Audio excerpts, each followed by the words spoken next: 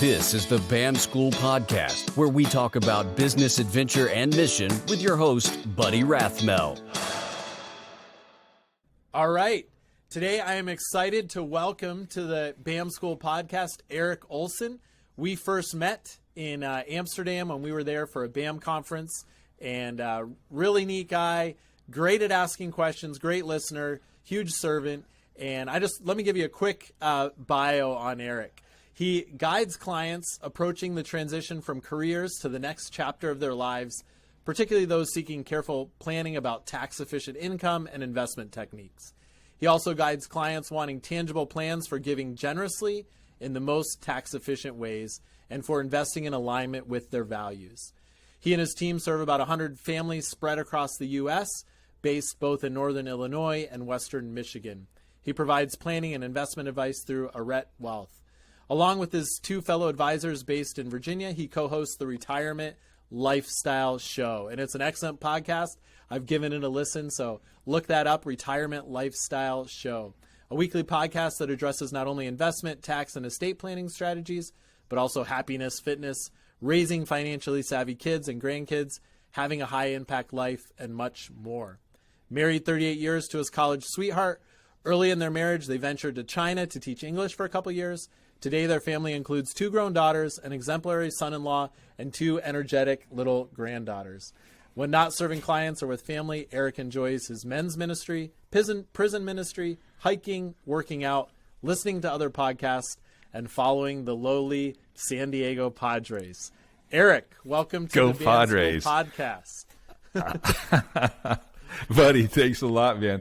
It was so great to learn from you in Amsterdam. I mean it. You just were so full of energy, and it was really a privilege to be there with you and the rest of the cohort that was leading that group. I learned so much and grew in my faith as a result of that as well.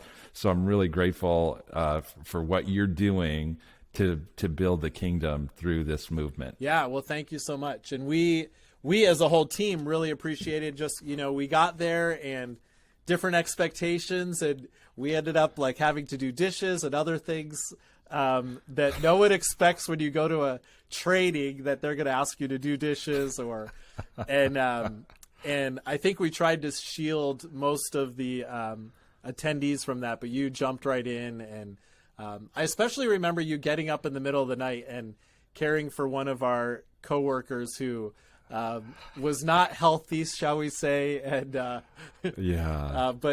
poor thing. And waking up the next day with energy and coming even at your lack of sleep. So that was actually what really stood out to me. Just your desire to be a servant and add value to where you could. And I'm sure it's one of the reasons you've been successful in business. And it was one of the reasons I wanted to have you on the podcast. So. Well, thank you. Why don't you tell us a little bit about your journey to where you are now in life? Sure. Let's see. Mom and Dad both believing people, genuinely believing people, and were evangelizing their children from a very early age, and God got a hold of my heart. And while, of course, the decision or the understanding that you make at 5 isn't the same as the age of 8 or 12 or 16 or 20, God had a grip on me through that witness of my parents and the other people that they had exposed us to. My dad was also in the Navy, so we moved around a lot, which gave us a chance to see a lot of God's world, both here in the United States and then abroad. Spent a couple of years actually in Guam, which was great as a little kid with coconut trees and such, banana trees in the backyard. And that was great. And then, when I was growing up also, my grandparents had a farm in Minnesota. So I spent some summers on the farm. My grandpa wisely made a deal with me to paint virtually every building on his property, and did it for room and board and $400. And so I thought I had just hit the jackpot, but came back and turned that into a painting business that while I was in high school, and by the time I was in college, I was hiring people for that painting business, and so I had a little bit of that entrepreneurial gene and the ability to see what good running a business could do for me, as well as the way that it could help those of my friends who were a little lean on money, and I could put them to work right away and bless them that way. So that was awesome. Went to college, met the woman, the girl who would eventually become, after 6 years of my pursuing her, would finally say yes.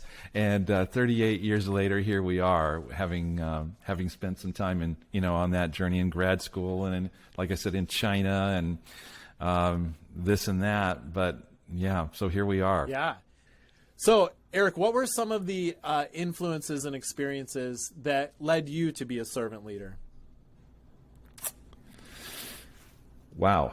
Yeah, that's a good question. So I would, first of all, it's a little, I'm not sure that I would self-describe as a servant leader. I would say, I think probably just observing, the heart that my parents had was a big initial influence. And they were really, I think, passionate people about the kingdom.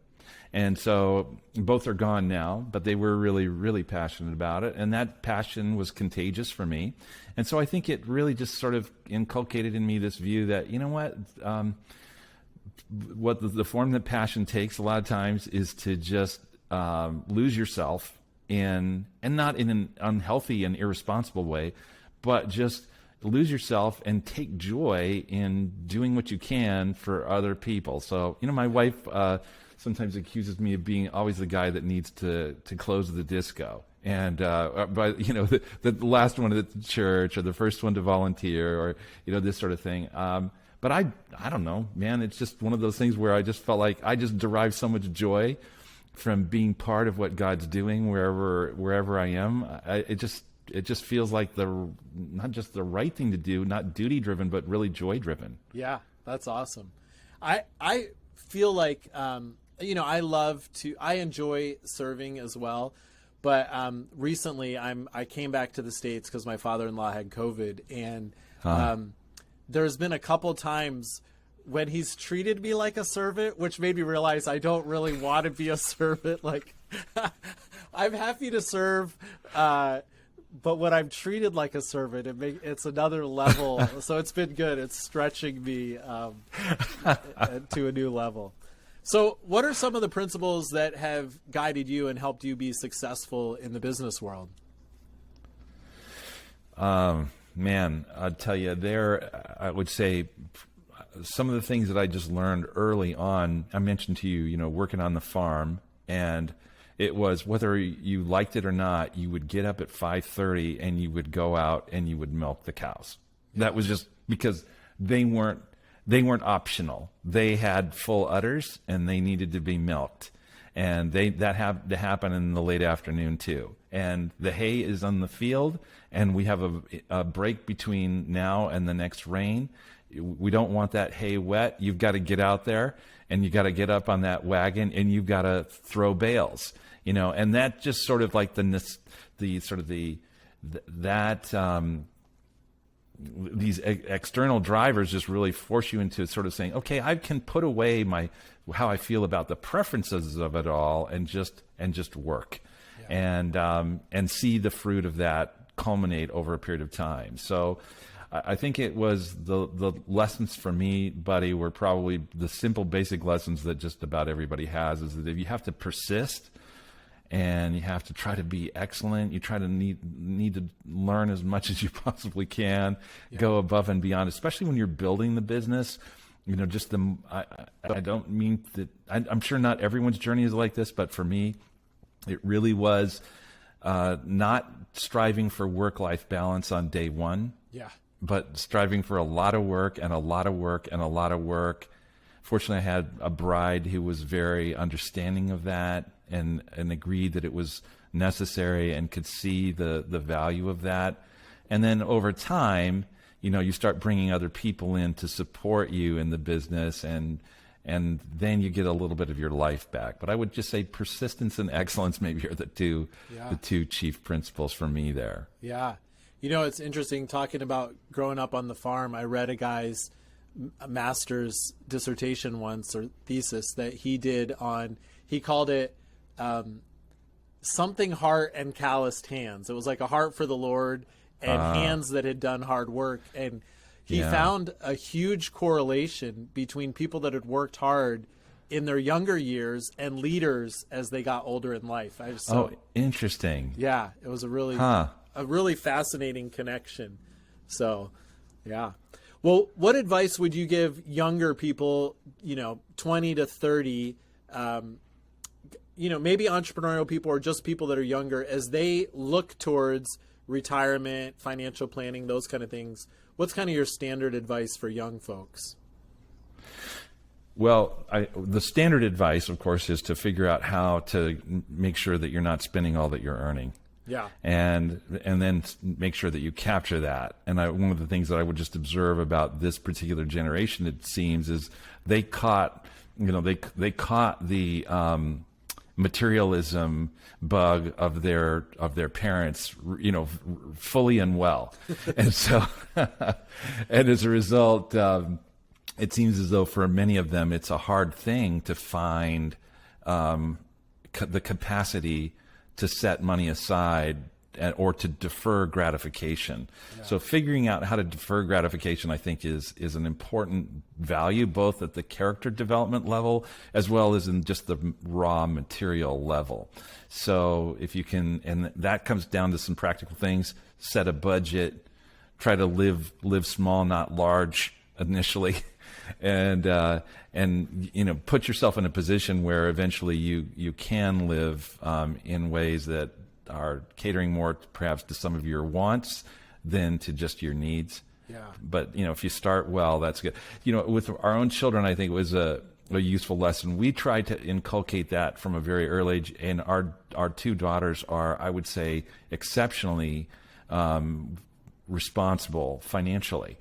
And so what we did, and buddy, I don't know how your youngest children are now a little bit older, right? I mean, yours are in the teen years. Yeah. Yeah. Okay.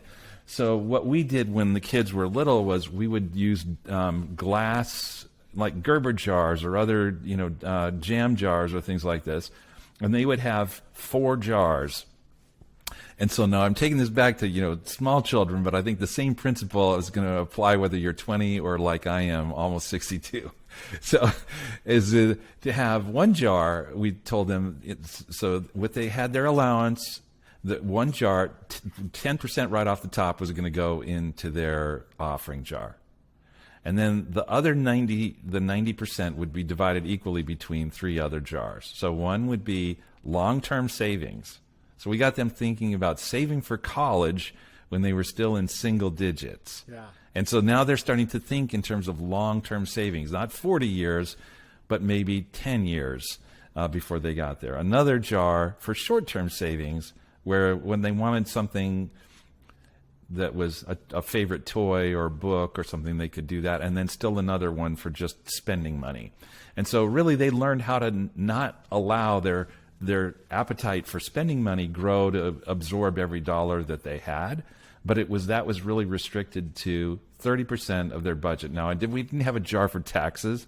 That probably would have been a good jar to have. But I think that same principle is if you can get started early, and particular, by the way, now if we're going to get into some technical stuff, and maybe your listeners aren't this keen on that, but for U.S. listeners, if you're young, you're probably going to be in your lower marginal income tax bracket during your younger years. Use that to save into tax-free accounts, namely a Roth IRA rather than an IRA. In your workplace, go ahead and maybe save it into your 401k. But start building tax-free wealth early, and you'll be glad you did. Yeah, that's great advice. The guest who's actually going to appear after you on our podcast, even though I recorded before you, she retired at 43, and they call their website is 43 Blue Doors, because when people said, how did you retire at 43? Now, granted, they didn't have kids, so that makes a big difference. But they talked about driving a brown car with a blue door because they were frugal, And then they weren't even thinking of retiring, but they met with their financial planner to take a year off. And their financial planner said, hey, you guys are at the place where if you want, you can just take all the years off. You know, they both worked hard and saved and lived frugally. And so now she slow travels the world, still living on less than she makes from her investments. So great advice to dump that into tax-free earning vehicles. What are some of the common mistakes you see then when people do financial planning? Just not planning, I guess, would be the biggest one. Yeah. No plan. Yeah, I would say not planning or thinking that it's a one-off exercise that will give you just a few tips and then set you up, and you'll set it up that way. So it's, for many people, I think they mistake it to be little more than an allocation plan for their portfolio, when really good financial planning, and I don't want to get in too deep into the weeds here, but I would say think of the context. So markets are changing, tax laws are changing, your goals are changing, your health may be changing, your financial situation may be changing. It's a constant change. Think of financial planning as more than a financial plan. So that's number one. It's a process, and it's I think something that you should see as ongoing. It's, I think, especially critical as you're coming into the sort of on the final glide path into what for many people would be their transition from a paycheck to having to create their own paycheck from investments that they've saved and for Social Security or what have you, to really nail that. But there's also lots of opportunity in there. So I'm a big advocate of taking thinking instead of just a one size or a once for all plan, as I've already said, and particularly at that stage, a detailed income plan. So number one is probably can I get a bead on where for reasons of heredity or my own lifestyle, etc., my own health history, etc., can I get a bead on at least my cohort our approximate life expectancies? Because if I'm going to live a really long time versus I'm not going to live necessarily, I'm going to live shorter than most of my peers, then that's going to have a big difference on what the design of your plan should be and what your income plan should be. The second thing would be then, on the basis of that, what's the optimal way to claim Social Security? And then on the basis of that, depending on when you see fit to retire, what's the optimal way to take money out of those various buckets of money that you've built? One, we were just referencing a few minutes ago, is a tax-free bucket. Another would be your taxable bucket. That's like general investment accounts, brokerage accounts, maybe the proceeds from your business, your checking accounts, et cetera. And then finally your tax-deferred accounts, which would be IRAs, 401ks, et cetera. Depending on how you pull that money out, whether in sequence, starting with one and then exhausting it, going to a second, exhausting it, and so forth, or doing a little bit of a mix and match, getting that right can really help you manage taxes in the long run and put you in a position so that over the course of your lifetime, you literally can add, I sound like I'm a big advocate for financial planning, I guess because I am. You can add tens of thousands, if not hundreds of thousands, and in some cases in excess of 7 figures of additional spendable wealth that either you can give away and just feel just make it your capacity for generosity that much greater. You can offer it off to your next generation.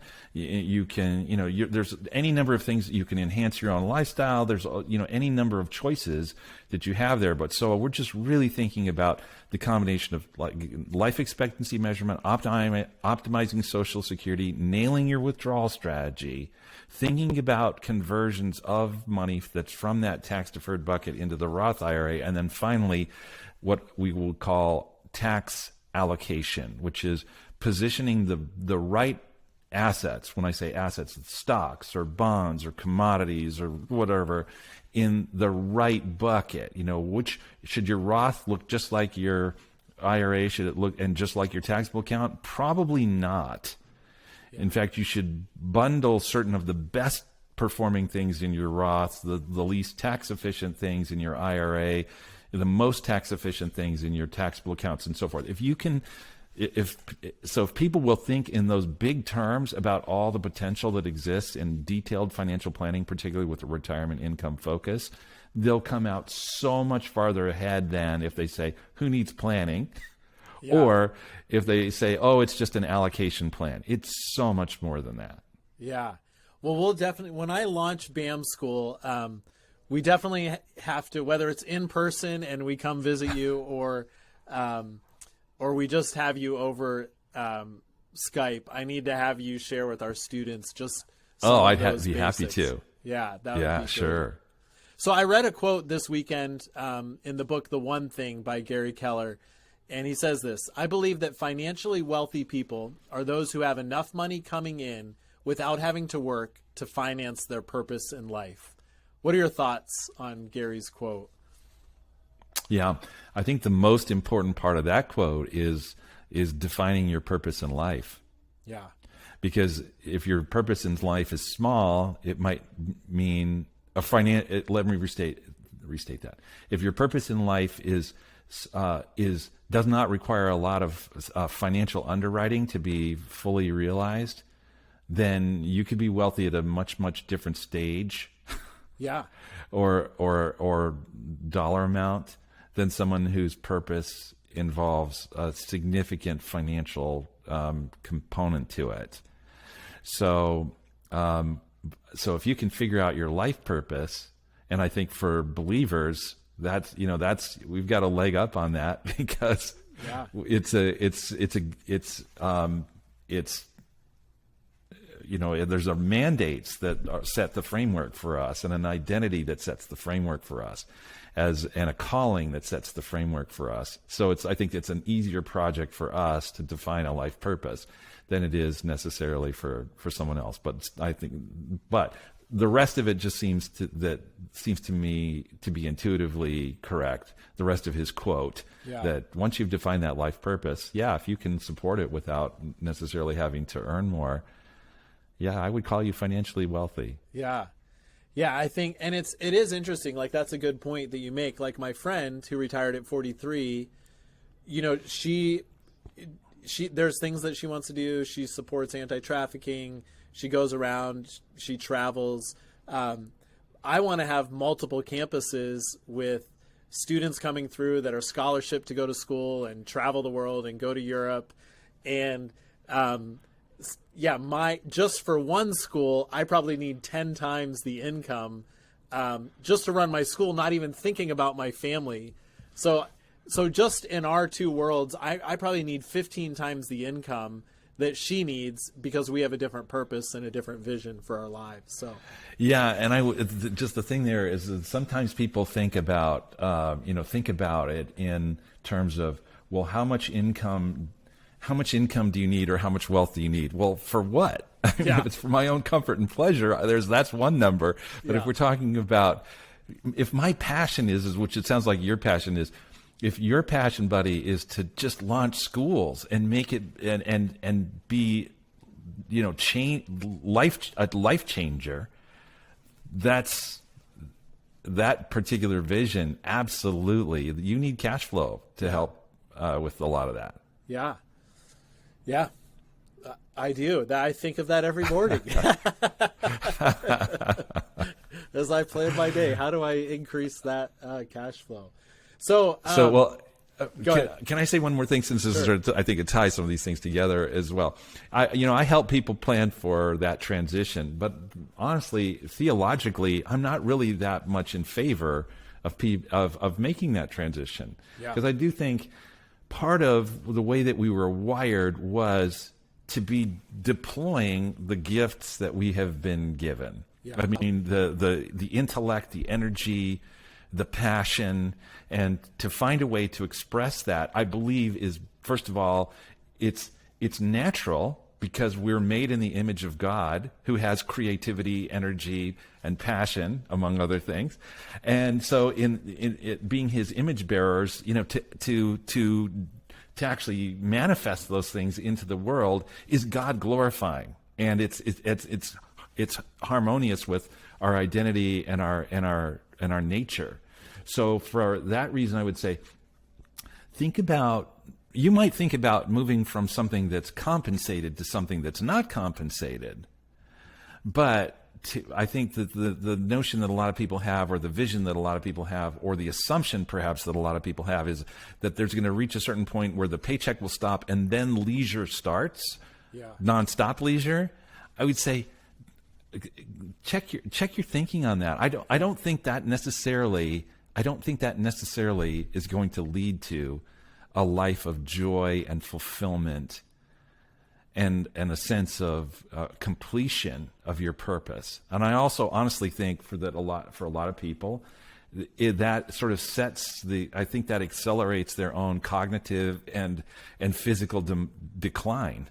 Is because they're not engaging physically and intellectually and emotionally in those things beyond themselves. I mean, just to think, hey, I want to quit having to go to work, and then, fill in the blank. Am I going to play 21 rounds of golf a week? I mean, am I going to watch endless hours of reruns? What am I going to do? So I think at that level, when we're talking about this, just stay engaged somehow. Yeah, I think that's great advice. But my personal plan is for this next chunk of life is to 77, and then I'll figure out at that age how I'm going to spend the last 20 years of my life. Fantastic, buddy. I love it. Yeah. So before I ask the final question, tell people how they can get connected with you if they just want to talk to you or find out more about financial planning or any of those kind of things. Oh, yeah, sure. So I guess one way to find me is on Twitter. So you can find me on Twitter, True North WP, at True North WP. Another way you can find me is on LinkedIn. So Erik Olson, CFP, and Certified Kindom Advisor, CKA. You can find me if you dig around on our firm's website, Arete Wealth, ARETE Wealth.com. So there's a number of ways. And your podcast, what's that called again, just so people have that? The Retirement Lifestyle Show. The Retirement Lifestyle Show. Okay, great. So final question, hot topic these days. What are your thoughts on crypto? Okay, so my thinking about crypto has actually been evolving and fairly quickly. So if you'd asked me this question 6 months ago, buddy, I would have said, I think it's an interesting development. I think the underlying technology, which is blockchain, blockchain technology is a really interesting technology and will have a lot of different applications beyond just currencies. I would have said that the currency application seemed to me to be questionable, because you think of currency normally as a store of value, and something like, let's say, take Bitcoin, that at least 5 times prior to this most recent surge upward had lost at least 80% of its value along the way. It doesn't seem to me to sound much like a store of value in the usual sense of it. And so I would have said it's certainly for those people who are inclined towards speculation. If you can time the speculation properly, I'm not going to say you shouldn't, but I would say that more recently, as I've watched what I consider to be just unrelenting or just let me put it this way, blowout spending on the part of the federal government, as well as a rush of new dollars into the system by the Federal Reserve, and for that matter by other central banks, I would say I don't know that we any longer have leadership that understands the importance of a stable currency. Yeah. And so if that's the case, then it's reasonable to ask whether there are other assets that can serve as stores of value in the long run. And increasingly, I'm starting to think that crypto perhaps has a place. I'm not saying that it necessarily will ultimately prevail. And I'm not saying and one part of my concern here is that governments may find a way to impede its use and therefore its value. But at this point, the decentralized nature of it, the trackable transactions of it and ownership of it, the finite quantities of it, are increasingly seeming to me to make sense for at least some people to have a certain portion of their overall wealth allocated to that asset class. Yeah. So stay tuned. I may shift my thinking further in the next month or two, but as just sort of a snapshot in time, that's how my thinking has been moving. Yeah. I told my wife when Bitcoin was $80, I said, yeah, I was thinking of getting into Bitcoin at $8, but now it's way too expensive at $80. And I've been saying that for like 5 years. So I'm starting to think about putting a little bit in just to, that we don't need or is long-term for us. Since I'm not retiring till at least 77, it can grow for a while in that. Fantastic. Yeah. Well, thank you for your thoughts. Thank you so much for being a guest on the show, and great to connect with you again online. Thank you, buddy. Man, it's great to talk with you. I really mean it, and thank you. It's a privilege to be a guest on your show. BAM School, facilitating a global self-funding disciple-making movement through business. Thanks for tuning in to the BAM School podcast. Find show notes, free courses, resources, and more at 4bam.com.